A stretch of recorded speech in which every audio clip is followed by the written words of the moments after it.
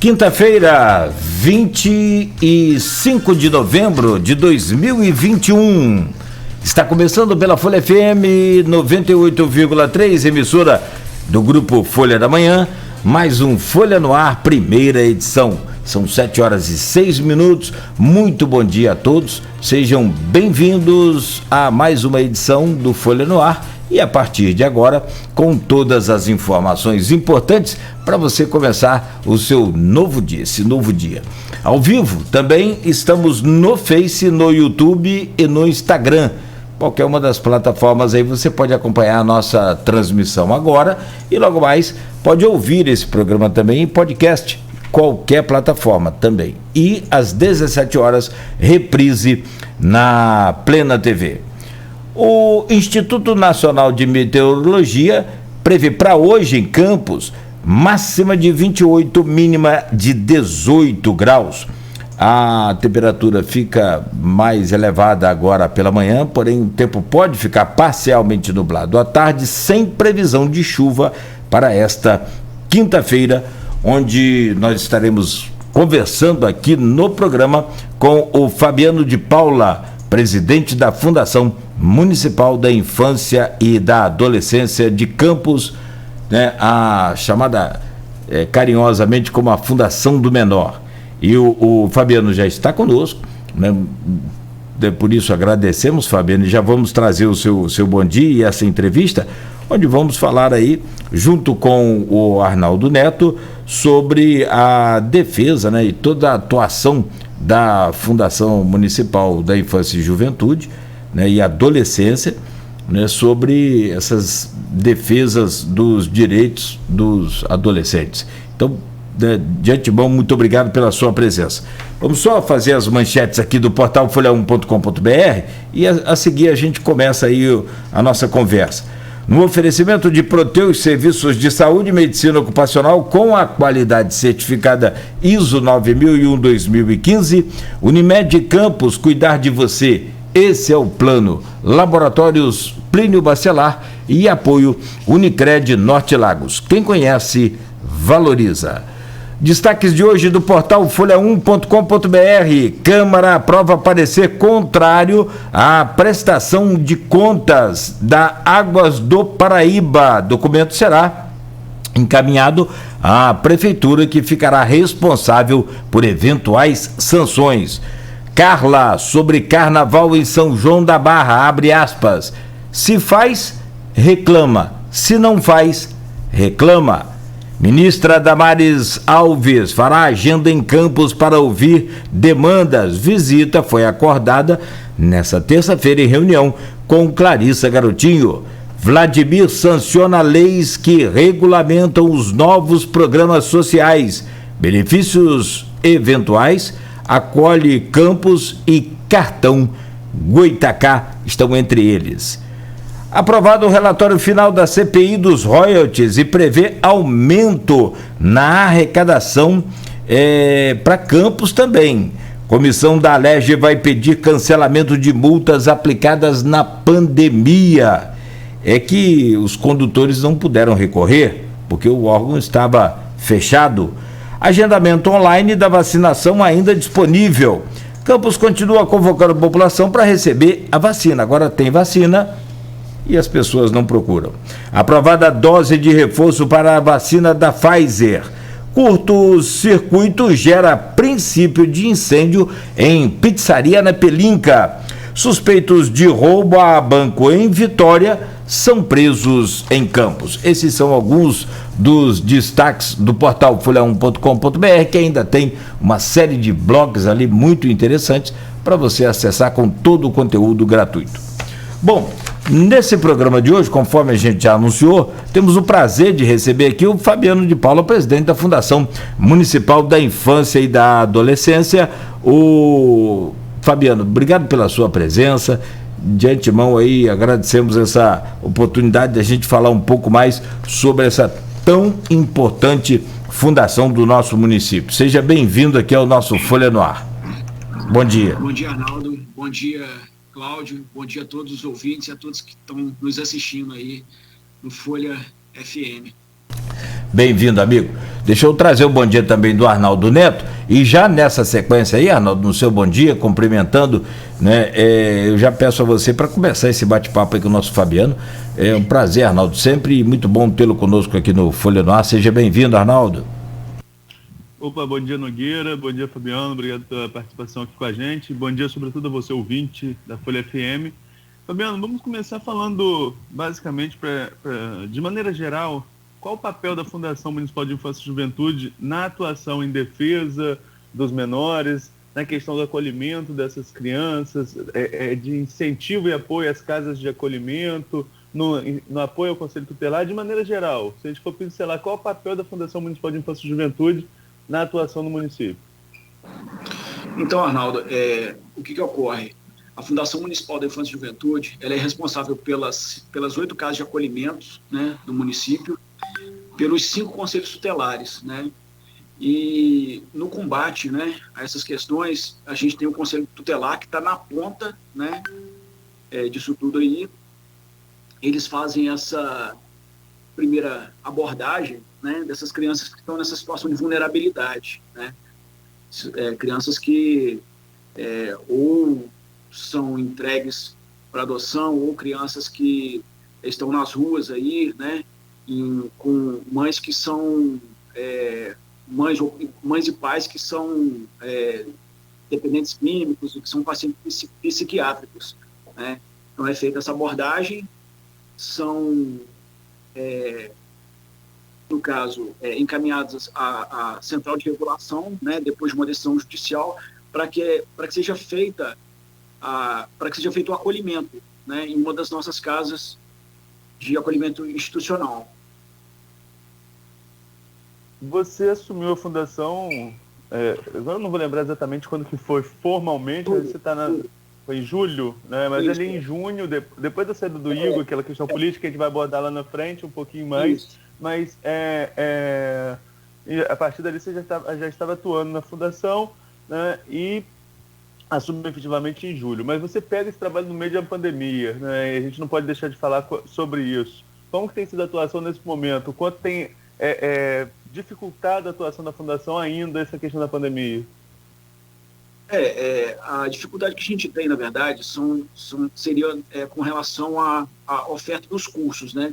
Os cursos não estão deixando de ser ofertados, estão sendo ofertados de maneira online, né?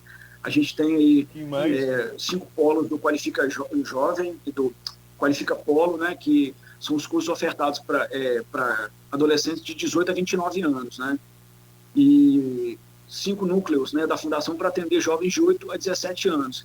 Aí tem os cursos de informática básica, RH, gastronomia, dentre outros aí, né, com a grande possibilidade, e nós vamos conseguir ampliar, né, o número de vagas para o ano que vem, né, e se Deus quiser colocar ainda mais cursos, tá? Então, assim, a dificuldade que gera para a Fundação seriam, no caso, assim, mais crianças nas ruas, né, porque as crianças saíram da escola, né? A pobreza aumentou, né? Isso é um dado que não tem como negar, é nítido, né? Tá claro.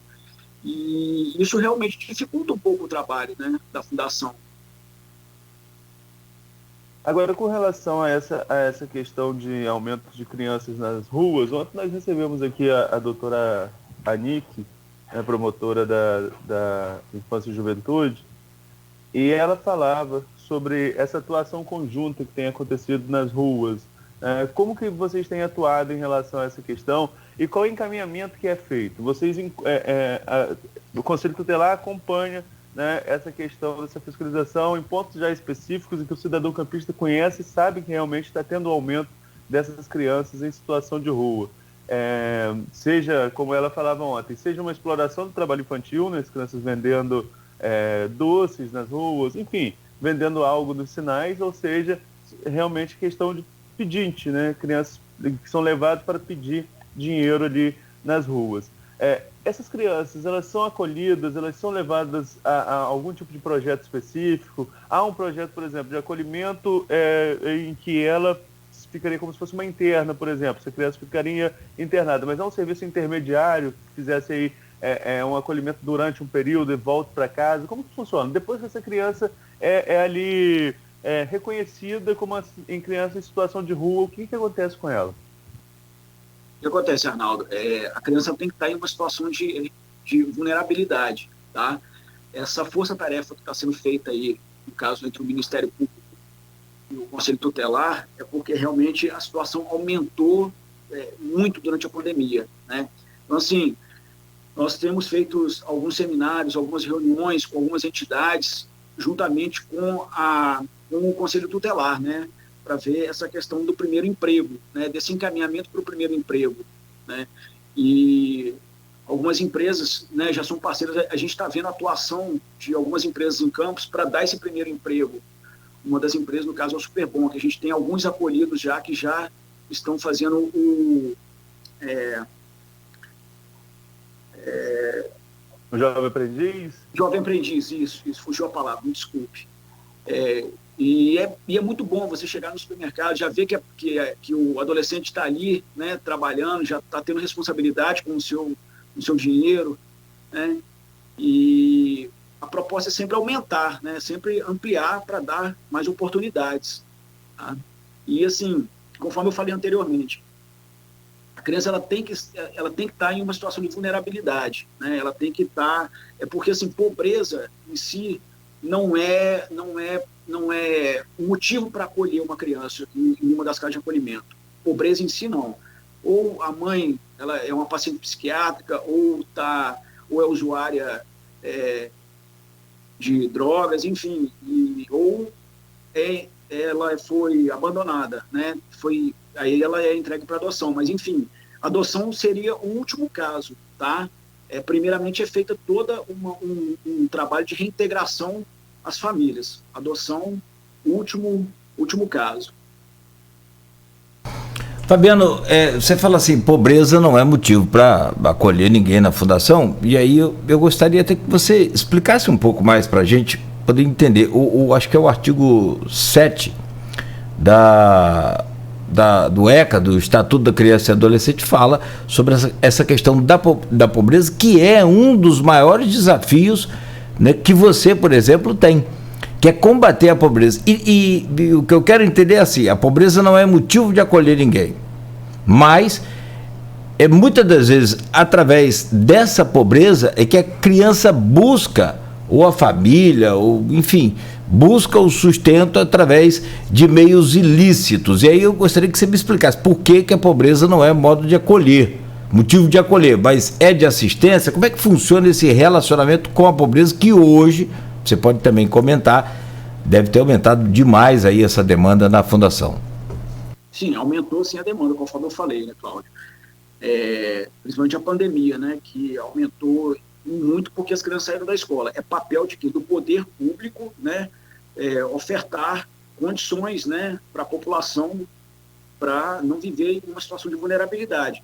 Ofertar escola, né, e através da educação a criança ela tem a condição de sair de uma situação de vulnerabilidade, através da educação. A família, se ela tiver condições, né, boas condições de poder criar, de poder dar todo o auxílio, né, acho que isso aí diminui muito, né, essas questões. Então, assim, poder público, através da Secretaria Municipal de Assistência e Desenvolvimento Econômico, seria o papel dela também ajudar nessa questão, tá, de diminuir essa situação de vulnerabilidade.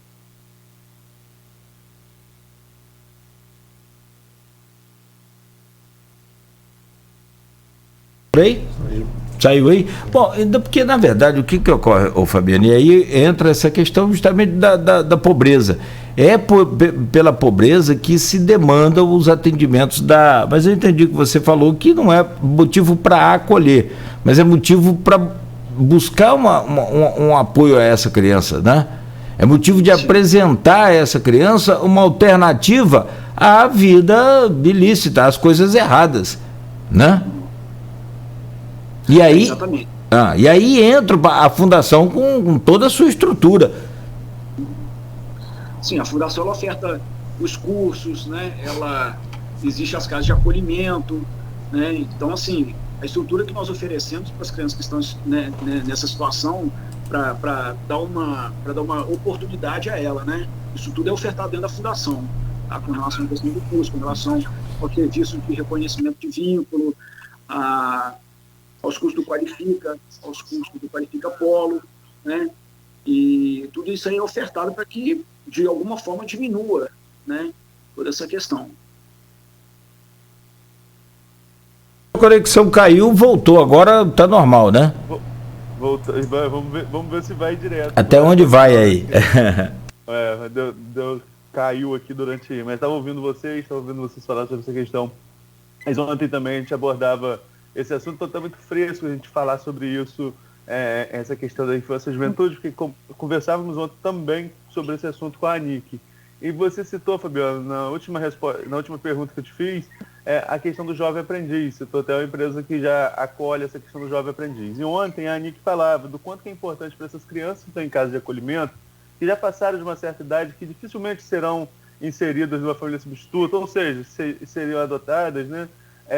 O quanto que é importante para esses adolescentes de 14 anos começarem ali a ter relação com seu primeiro emprego, a possuir seu dinheiro, e isso auxiliaria na formação dessas pessoas de maneira geral, né? Elas teriam uma perspectiva maior de sair da casa de acolhimento quando chegasse o período de sair e ter ali já o seu primeiro emprego. Por outro lado, ela me deu essa resposta numa provocação que eu fiz, que é muito cultural nossa, muito que um tabu aqui do Brasil, de que menor não pode trabalhar de maneira nenhuma. E ela explicou, não é bem assim, né? Depois dos 14 anos, o menor pode trabalhar, sendo que ele, o empregador tem algumas atribuições, existem ali algumas regras que ele precisa cumprir. Hoje, você citou o Grupo Superbom, por exemplo, como uma empresa parceira dessa questão do jovem aprendiz.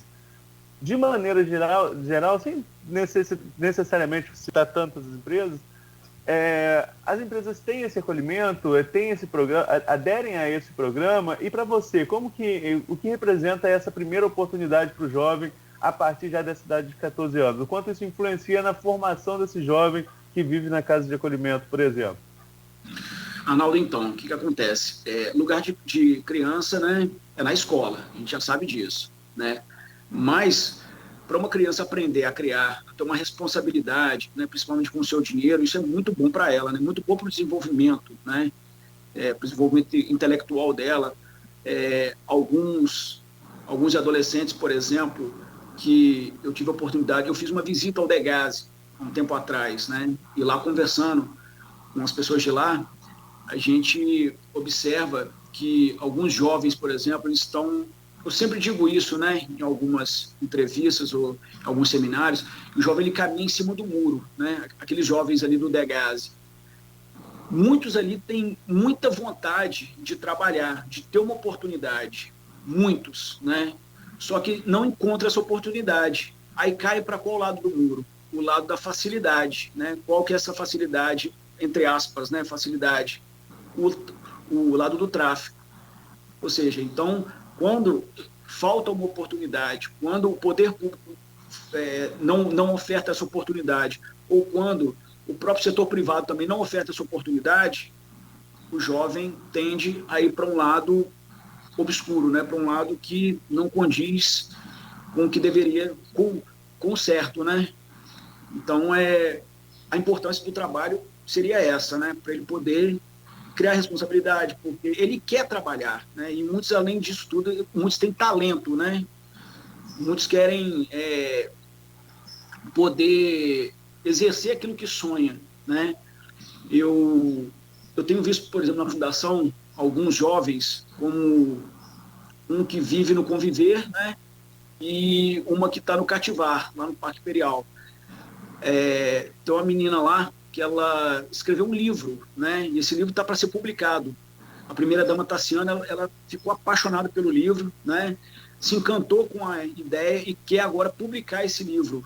Aí já estamos elaborando um evento que provavelmente vai acontecer na Câmara Municipal para que ela possa publicar esse livrinho.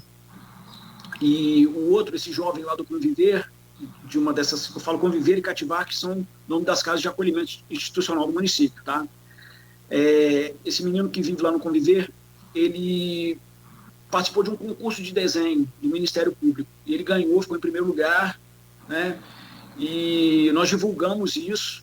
A primeira-dama foi lá também fazer uma visita a ele. Ela tem sido uma grande parceira nesse ponto, né? Tem sido uma grande mãe para eles, uma grande madrinha, né?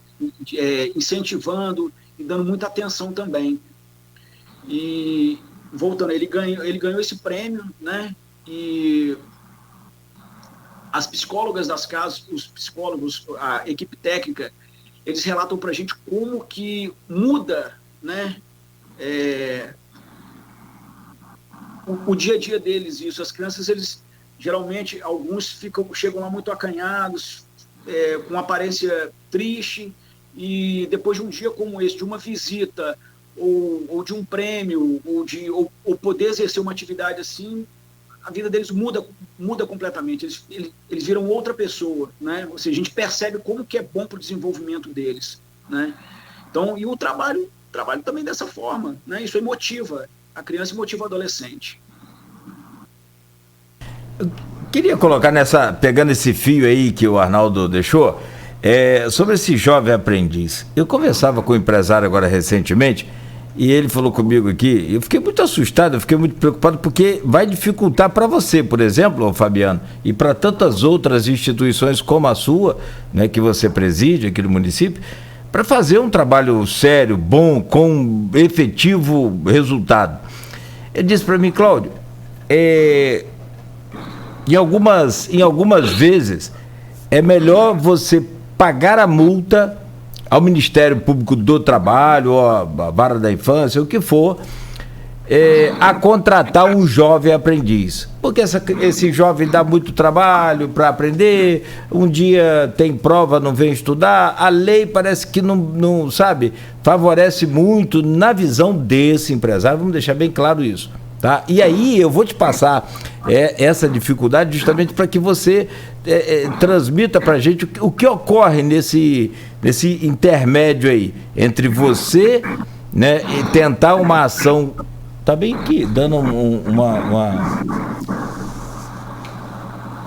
Não sei se é o meu áudio aqui ou o seu, Fabiano, desculpa. Mas tá dando uma... Tá me ouvindo, Cláudio? Tô te ouvindo, mas...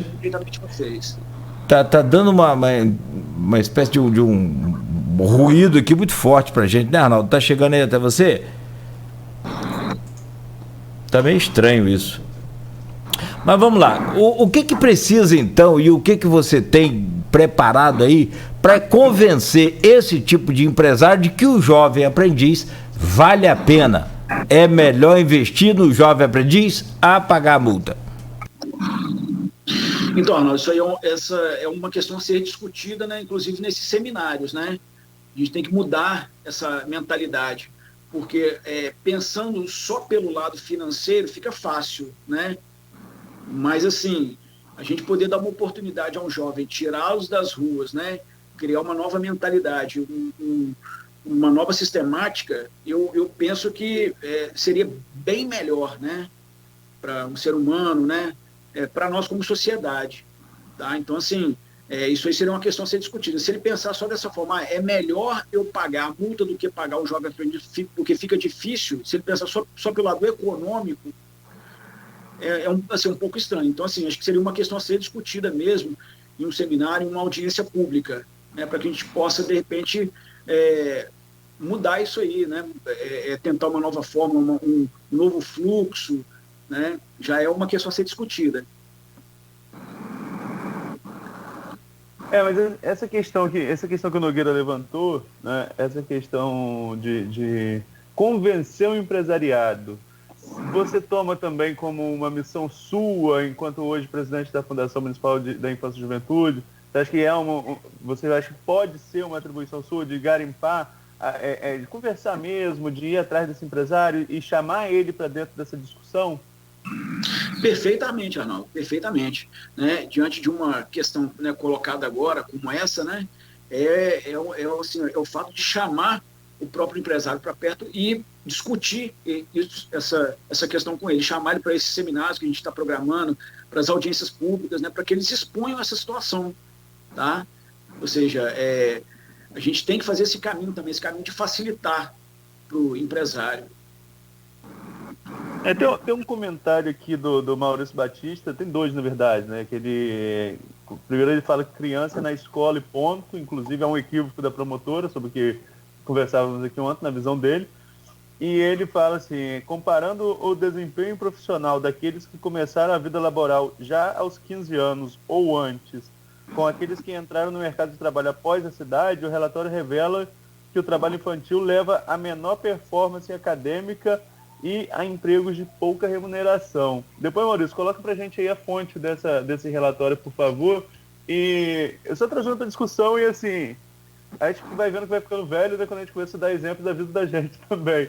E eu lembro que eu comecei a trabalhar com 14 anos num projeto do governo do estado, no SGE, na implantação do sistema de gestão escolar, e não tive, felizmente, problema acadêmico nenhum, e a remuneração salarial às vezes não é tão boa não, né? Mas dentro do mercado não é das piores, graças a Deus. Então eu devo estar um pouquinho fora aí desse mercado, mas claro que a exceção não se compara à regra. No seu ponto de vista, iniciar um trabalho concomitante ao estudo, que respeite as regras, que deixe a criança com horários dele livre para estudar e no contraturno tenha algum tipo de trabalho remunerado, isso auxilia ou atrapalha a formação do jovem? No seu ponto de vista, levantando esse relatório aqui que o nosso ouvinte colocou aqui no Facebook. Arnaldo, veja bem, isso aí auxilia, né? Mudando um pouco também, né? Todos nós, né? Para quem fez a faculdade, estudou e fez um estágio, né? Vamos dizer assim. Ou seja, isso, na minha opinião, auxilia, né? Isso é bom para o jovem, né? Para a criança, para o jovem aprendiz, no caso, né? E acho que isso aí motiva, né? Eu até brinco com alguns deles que eu já sei que já trabalham, né, como jovem aprendiz nas casas que são das casas de acolhimento. Eu chego, eu brinco, já começou, você vai me pagar um açaí, hein, tal. Você vê como muda, né? Como isso motiva, como deixa ele bem, né? Ou seja, poxa, eu estou sendo valorizado, né? Então, com certeza isso aí auxilia também na vida acadêmica, sabe? Eu acho que é bom para ele. 7h33. Vamos fazer uma pausa rápida então, meu caro... Eu não estou conseguindo ouvir você. Só um instante, deixa eu abrir aqui para poder chegar...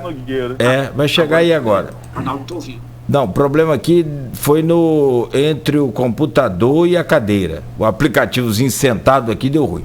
Desculpa. Cláudio, antes que eu esqueça, a gente vai ter uma audiência pública no dia 2 de dezembro, tá? Para falar sobre esse fluxo do primeiro emprego, tá? Vai ser no dia 2 de dezembro, lá na Câmara Municipal de Campos.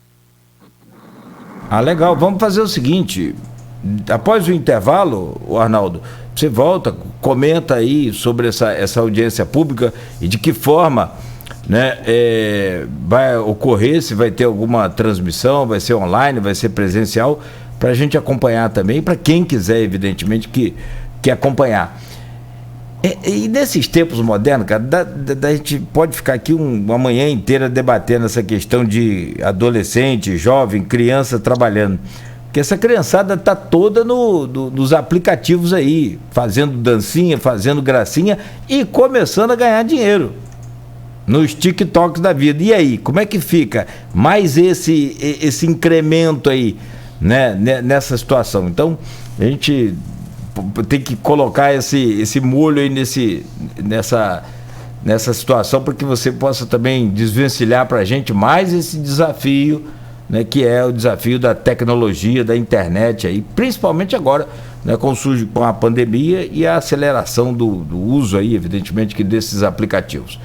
Bom, daqui a pouco, após o intervalo, Fabiano, você fala mais com a gente e a gente segue aqui com o Folha no Ar, primeira edição, o oferecimento de proteína e serviços de saúde e medicina ocupacional com a qualidade certificada ISO 9001-2015, Unimed Campos, cuidar de você, esse é o plano. Laboratórios Plínio Bacelar e Unicred Norte Lagos, quem conhece, valoriza.